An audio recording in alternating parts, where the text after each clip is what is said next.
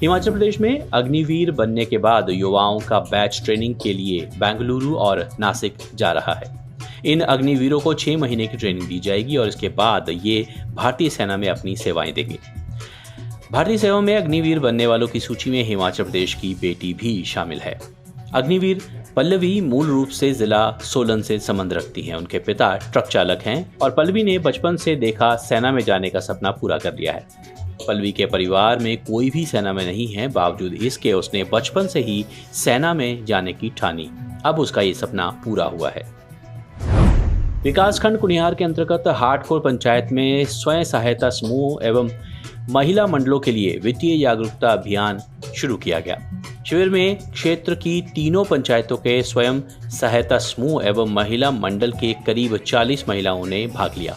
इस दौरान एसबीआई व जोगिंद्रा बैंक की ओर से ऋण के संबंधी व साइबर क्राइम पर महत्वपूर्ण जानकारी दी गई। इस दौरान कमलेश कुमारी, एलएससीओ, हाट पंचायत प्रधान जगदीश अत्री सहित स्वयं सहायता समूहों व महिला मंडलों की महिलाएं मौजूद रहीं।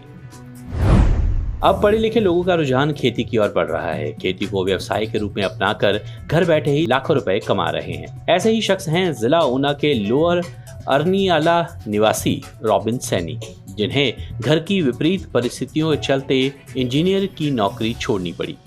उन्होंने घर बैठे ही मशरूम की खेती करने का मन बनाया। वर्तमान में रॉबिन सैनी सफलतापूर्वक मशरूम की खेती कर रहे हैं और अन्यों को भी इस व्यवसाय से जुड़ने के लिए प्रेरित कर रहे हैं। बीते कई सालों से एनआईआरएफ में एनआईटी हमीरपुर की गिनती रैंकिंग को सुधारने के लिए एनआईटी प्रशासन के द्वारा विभिन्न स्तर पर सुधार की प्रक्रिया शुरू की गई है। इसी के मद्देनजर आगामी दिनों में एनआईटी में टीचिंग व नॉन टीचिंग स्तर के रिक्त पड़े पदों को भरा जाएगा, ताकि राष्ट्रीय स्तर के मापदंडों को पूरा किया जा सके। हमीरपुर में पत्रकार वार्ता करते हुए एनआईटी हमीरपुर के निदेशक एचएम सूर्यवंशी ने कहा कि बीते वर्षों में एनआईटी हमीरपुर की प्लेसमेंट बेहतरीन रही है और ये दौर इस वर्ष भी जारी रहेगा।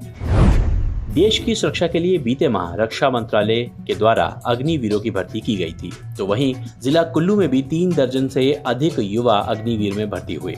लक्ष्य डिफेंस एकेडमी के द्वारा युवाओं को सेना व पुलिस की भर्ती की तैयारी के लिए प्रशिक्षण दिया जाता है। अकादमी के द्वारा गरीब परिवारों के युवाओं के लिए निःशुल्क प्रशिक्षण दिया जा रहा है और 2 साल से अकादमी के माध्यम से 50 युवाओं ने सेना व पुलिस की भर्ती पास की है।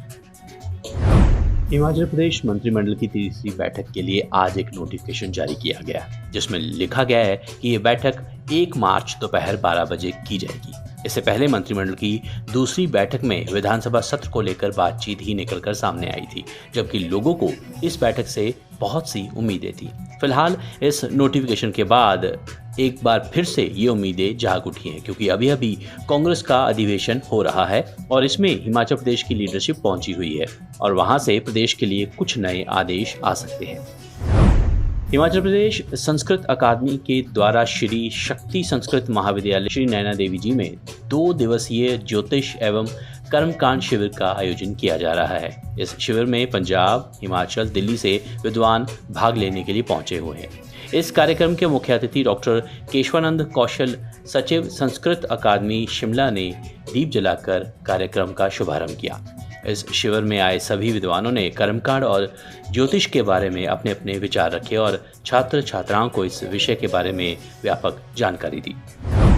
हिमाचल प्रदेश के बागवानी मंत्री जगत सिंह नेगी ने कहा है कि सरकार लगातार बागवानी की समस्या को लेकर विचार विमर्श कर रही है। बागवानों के हितों को लेकर सरकार गंभीर प्रयास कर रही है और जल्द ही सरकार सेब खरीद को लेकर यूनिवर्सल कार्टन और वजन के हिसाब से सेब की बिक्री का निर्णय लेगी। वहीं एपीएमसी एक्ट जैसे बागवानों के हित में निर्णय भी हो सकते हैं। उन्होंने बताया कि इन व्यवस्थाओं को लागू करने के लिए जरूरत हुई तो कानून को सख्ती से लागू किया जाएगा और कानून में बदलाव भी किया जा सकता है।